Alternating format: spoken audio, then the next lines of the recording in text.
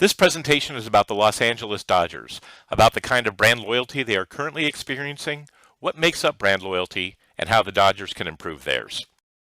During this presentation, we will review the recent history of the LA Dodgers, the elements of brand loyalty according to academic research, brand loyalty in sports, then we'll conduct a survey to see where the Dodgers stand with the fans. The Dodgers are a 130-year-old baseball franchise that has gone through many incarnations. They are most known for successfully breaking the color barrier when they acquired Jackie Robinson in 1947, their 6 World Series championships, their tumultuous rivalry with the San Francisco Giants, and their colorful announcer Vin Scully, who has been at the mic since 1950. In 2004, the Los Angeles Dodgers were purchased by Frank McCourt. McCourt bought the Los Angeles Dodgers by securing loans that amounted to over $450 million. In 2010, when McCourt went through divorce proceedings, the public learned that the team was built on debt. He had used the Dodgers to finance his elaborate lifestyle and needed more loans to make payroll. Unable to make ends meet, he filed Chapter 11 bankruptcy protection. McCourt also made several management decisions that negatively impacted fan loyalty. He raised parking fees to as much as 200% the cost of a ticket, understaffed concessions with inexpensive, poorly trained employees, purchased expensive players past their prime, and reduced the Dodgers' international scouting program. McCourt also cut costs by cutting security throughout the stadium. The results of this reduction came to a head on opening day 2011, when 2 Dodger fans beat up 3 fans of the San Francisco Giants in the parking lot after the game. One victim, paramedic Brian Stowe, remained in a coma for 2 months and will most likely never fully recover. Fan attendance, especially the amount of consistent sold-out games, despite the win-loss record over the years, can give an indication of brand loyalty. After the highly publicized Brian Stowe incident and McCourt divorce trial, attendance at Dodger Stadium plummeted. Fans did not feel safe attending games, nor did they want to spend the money that would end up in McCourt's pocket. In 2011, the Dodgers sold on average 8,000 fewer tickets per game than in previous years. Turnstile attendance indicated the stands were only about 53% full during the 2011 and 2012 season. Hopes rose when Guggenheim Baseball Management purchased the Dodgers for more than $2 billion in 2012. A team of highly accomplished veterans were appointed to run the organization, including highly credible local icon Earvin Magic Johnson. As an apology to the fans, the Guggenheim Group lowered parking from $15 to $10. The team invested in expensive acquisitions of prime players and discovered new stars in the farm system. Over 20 improvements were made to the 50-year-old plus stadium, and in-game entertainment was improved. They also had a winning season in 2013, which helped. In 2013, the Dodgers led Major League Baseball in ticket sales, and in 2014, season tickets had a 98% retention rate. On the surface, one would think that the Dodgers have recovered, put this dark chapter of the franchise behind them, and can look forward to a prosperous future. Improved attendance, however, during a winning season alone is not an indicator of brand loyalty. It indicates a popularity surge. A Bain Capital study found that 65 to 85% of satisfied customers are open to trying another brand. Happy fans are not necessarily committed fans. A team with a high brand loyalty will have consistent attendance in both winning and losing seasons. Sports fans are fickle and can turn on their teams for a number of reasons. Guggenheim Baseball Management has made some unpopular decisions as well. After announcing the 2014 season ticket retention success, the remaining season tickets were released at a 140% price increase. On February 14, 2014, team leadership announced that $15 parking would be reinstated for people paying on the day of the game. Another considerable challenge for building fan interest stems from a new exclusive deal with Time Warner Cable that prohibits the majority of the residents of Los Angeles from watching games regularly on television. It is estimated that only 30% of people living in Los Angeles use Time Warner Cable, and the other 70% can't watch the games at all on TV. Consistent attendance and television ratings in losing and winning seasons are an indicator of brand loyalty, but that doesn't tell you why the fans are loyal to the brand or how to create a strategy to improve or maintain brand loyalty. A deeper understanding of the fan base needs to be explored to discover why fans are attached to the brand or not. Brand loyalty is a part of brand equity. David Aker's theories, renowned by marketers and scholars alike, insist that brand equity is the most valuable asset of any company. For example, a soft drink company with high brand equity could introduce a new flavor and is more likely to be tried by those already familiar to the brand. Aker outlines the four main building blocks of brand equity as awareness, association, perceived quality, and brand loyalty. Mao considers brand loyalty as the nucleus of brand equity, as it can influence and be influenced by the other three elements. Brand loyalty is also considered the most valuable element of brand equity, as the results are easily quantifiable. Brand loyalty is defined as a measure of the attachment that a customer has to a brand. There are enough benefits to fill up dozens of PowerPoint slides, so I'll just hit some highlights. This includes saving on marketing campaigns and advertising. A brand loyal customer only takes about 5% of the marketing investment compared to a new customer. They are also 9 times more profitable than normal customers. Consumers are not as price conscious of a brand to which they are loyal and are less likely to be influenced by the competition. Brand loyal consumers also act as advocates in their social circles. These additional customers can be local, but more importantly, especially in the arena of sports, it allows the brand to expand across a greater geographic area. Even customers who can't physically attend a game can still buy merchandise and participate through television, radio, and internet. Also important for the Dodgers, brand loyalty buys time when a company faces a challenge or crisis. The brand's loyal following can sustain the brand while an adjustment is made. After the Brian Stowe incident at Dodger Stadium, turnstile and paid attendance plummeted. The attendance numbers alone would seem to indicate that the Dodgers had low to medium brand loyalty. Both Richard Oliver and David Aker suggest a hierarchy to brand loyalty. Richard Oliver defines brand loyalty levels as cognitive, affective, conative, and action. Cognitive loyalty is when a customer bases their brand choice on data and other information. After they use the product, fulfillment or happiness can occur. Upon receiving satisfaction, the user graduates to the second stage, affective loyalty. Consumers reach the conative stage after several positive exposures to the brand. The purchaser likes the brand, intends to make a repeat purchase, but does not always act on this intention. For example, if a buyer bought a pint of ice cream and enjoyed it several times, loyalty could be swayed by a competing brand with a sale or even just the adventure of trying a new flavor. The final stage is action loyalty. An emotional connection not only compels the buyer to act, but the buyer will overcome obstacles in order to make the purchase. If the same pint of ice cream is only available in Texas, and the action loyal customer lives in California, the customer would pay extra to have it shipped. While Oliver's model is based on repetitive product exposure that eventually yields in brand loyalty, David Aker takes a similar but less process-oriented approach. His brand loyalty model is based on the amount of satisfaction achieved and the emotion felt by the customer when purchasing. Satisfaction and emotional involvement can be heightened through positive employee interaction, witnessing something extraordinary at the game or on TV, like Clayton Kershaw's no-hitter earlier this year, or even just a fun shared experience with other fans who were previously strangers. Akers describes the lowest tier of a non-loyal group of customer as price-sensitive and they switch brands frequently. The second level contains those who are satisfied with the brand but not impassioned. Aker describes this level of people as at least not dissatisfied. The third level is very satisfied, but can be swayed to switch brands through enticements of discounts or other elements of value. In Los Angeles, the competition not only includes other sports teams, but theme park attractions, world-class movie theaters, and even the beach. Aker refers to this group as the switching cost loyal. The fourth level contains buyers who really like the brand, not just for its utilitarian or hedonic properties, but they think of the brand as a friend to which they have an emotional attachment. Actress Alyssa Milano would fit in this category. She is a season ticket holder who is involved with the employees and even created her own merchandising line for the team. The fifth level are highly committed buyers who identify strongly with the brand and have great pride in calling themselves users. Aker describes this kind of consumer as someone who would get a tattoo of the brand. Sacharan Roy built upon and streamlined the works of Oliver and Aker to create a brand audit scale based on measuring cognitive, behavioral, and emotional scoring of participants. Cognitive measured how someone thinks about a brand, behavioral measures how someone acts, and emotional measures how someone feels about the brand. By segmenting the consumer or fan population into a hierarchy, a strategy to increase brand loyalty can then be determined and implemented. There are numerous obstacles to brand loyalty. Causes for defection include a change in perception of a consumer's trust in the brand. Interactions between consumers and front-facing employees can also impact trust.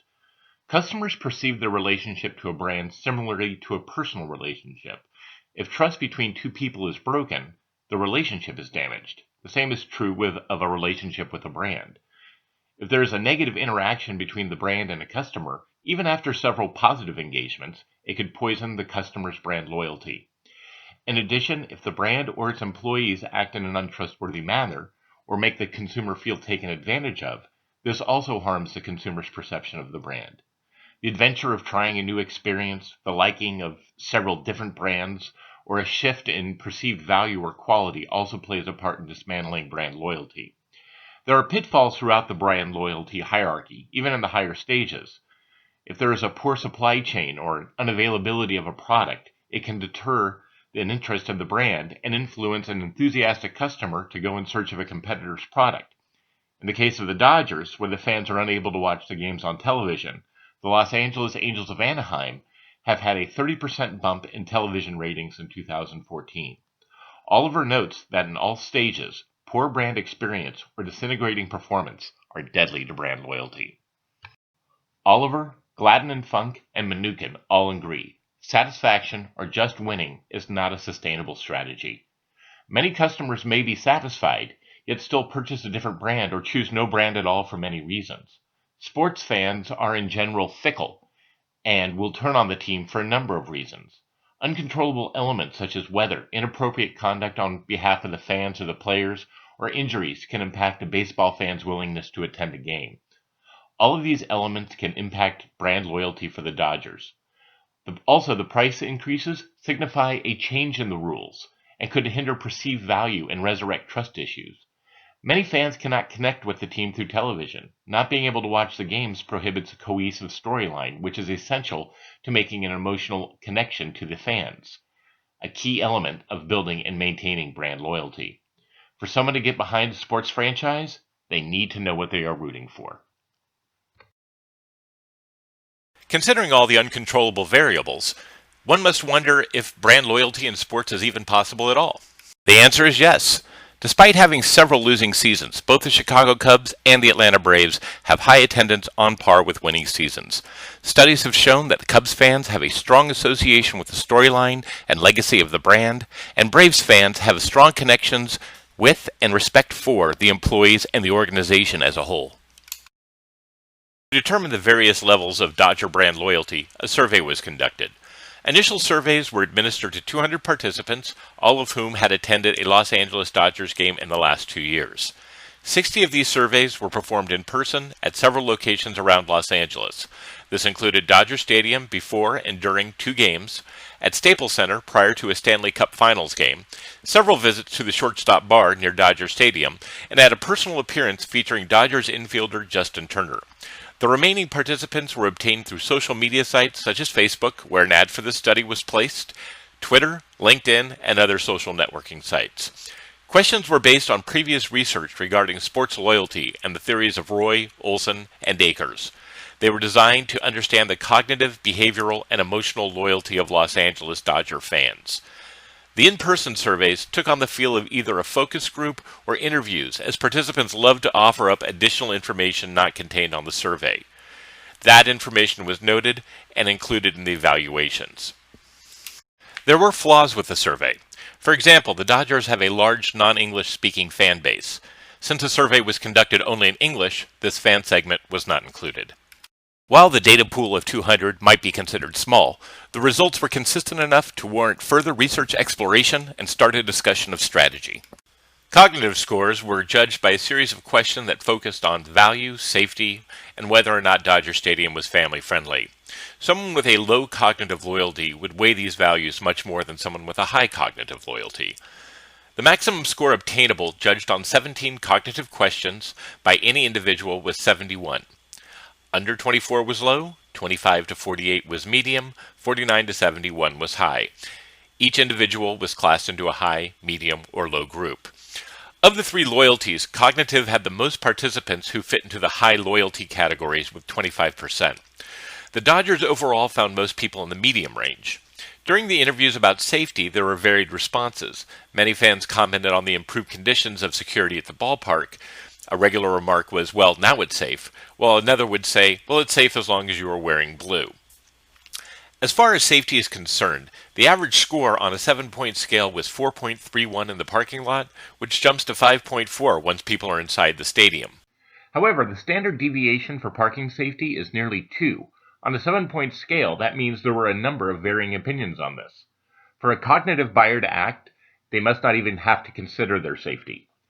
While the entire Dodger Stadium experience was considered a medium value at 4.11, just above the median, the individual park purchases scored lower overall. Parking scored 2.85 as a value, food 3.1, and merchandise 2.91. It was noted by many that they expected to pay a premium, or what some refer to as Disneyland prices, when going to the ballpark, but still thought the prices were too high. Live participants also took the word value at heart when judging the parking. Many thought $10 was a fair price for parking in general, but the current parking lot is a hassle or nightmarish to get in and out of. Therefore, it is not worth $10. Some also compared it to the ease of getting in and out of the Anaheim Angels parking lot, which is considered much easier.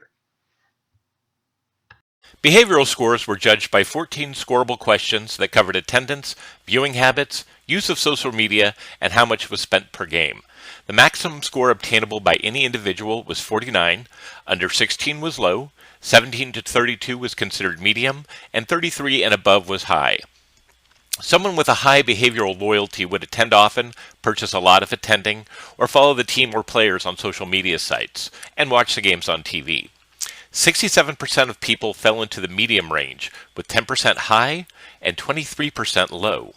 It was found that 49% of the participants only attended 1 to 3 games, with the second largest grouping attending 4 to 8 games a year with 17%.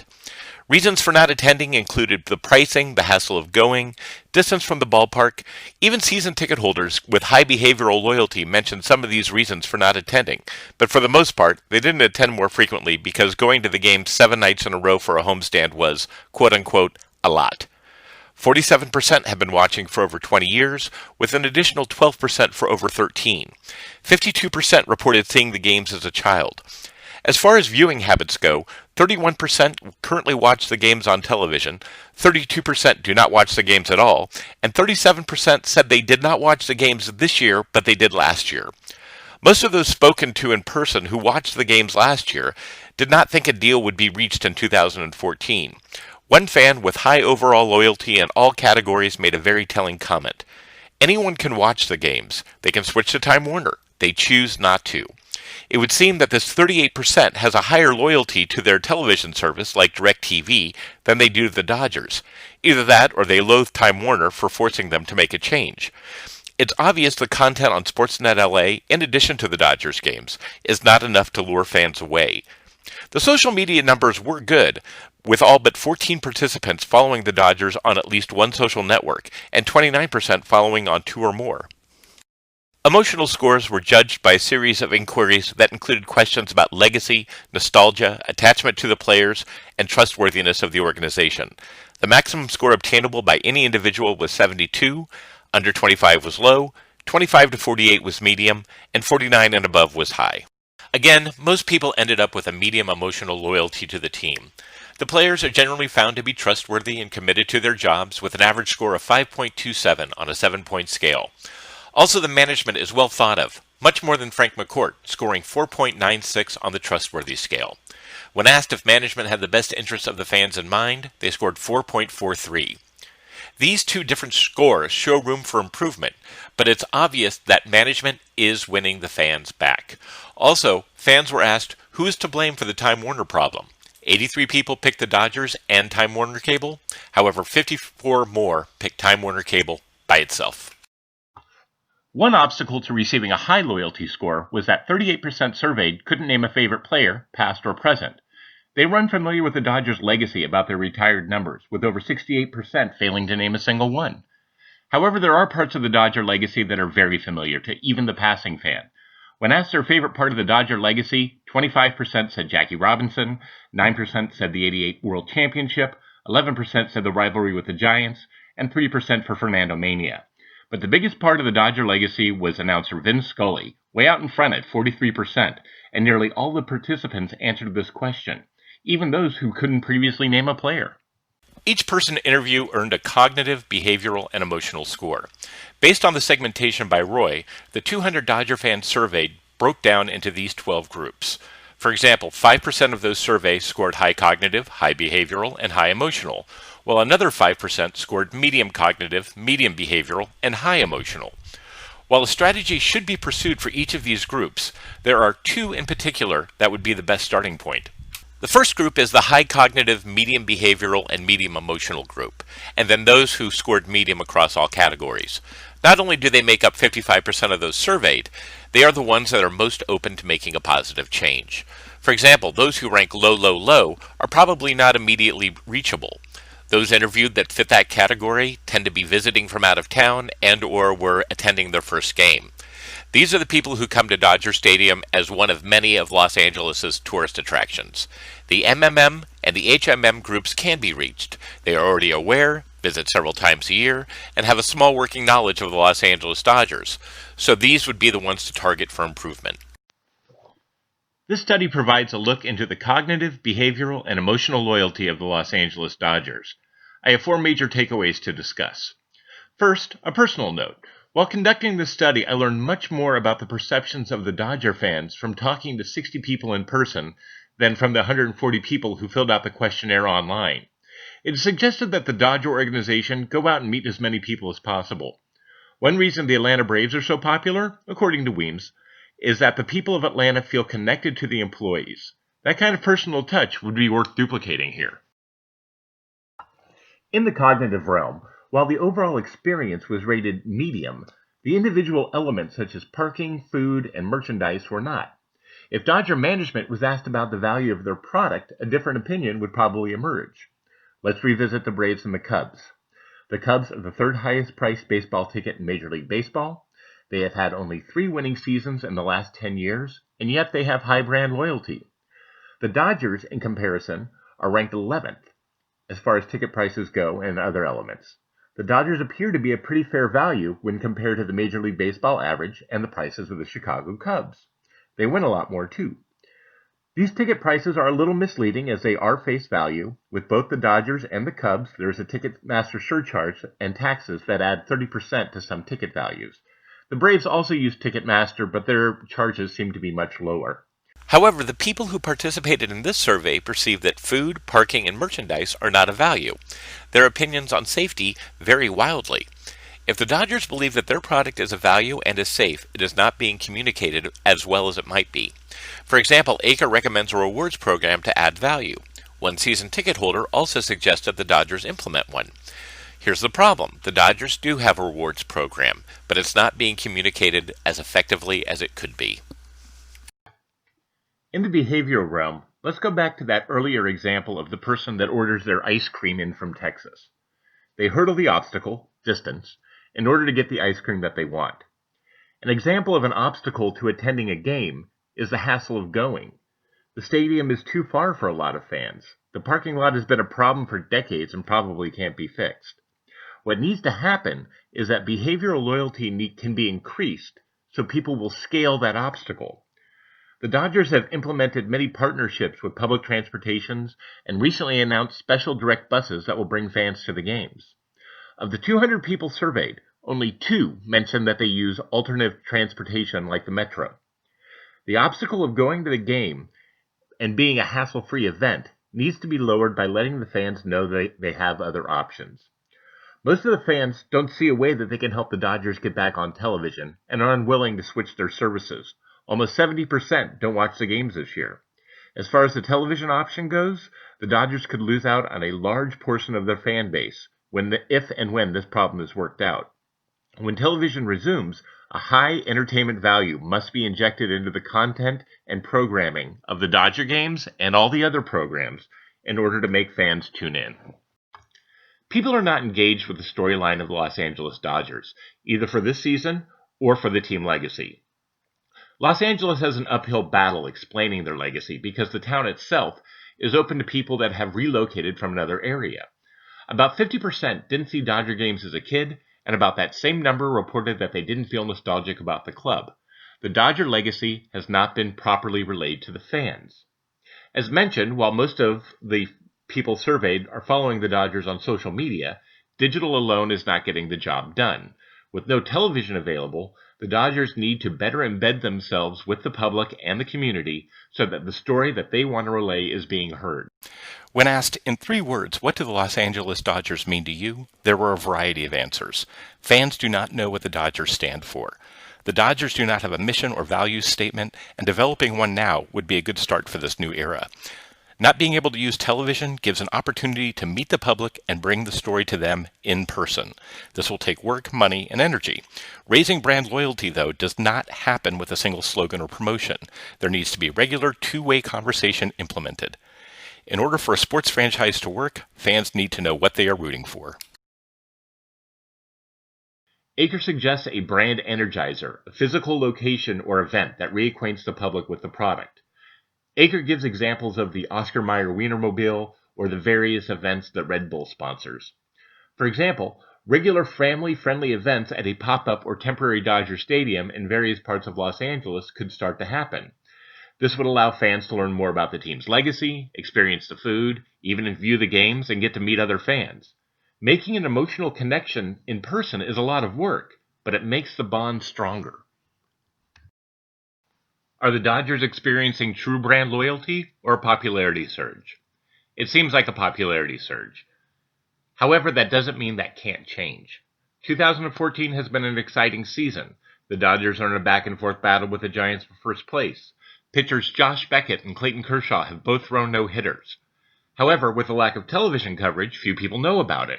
With the negotiations dragging on, the Dodgers need to explore additional venues to express their message and increase brand loyalty. Personally, I feel not having television to work with provides an opportunity for the Dodgers to take a public, in-person route to creating a two-way conversation. While this is more work, it provides an opportunity to create deeper and better bonds and understand the fans better. Look at those trees. Look at that bum over there, man. He's down on his knees.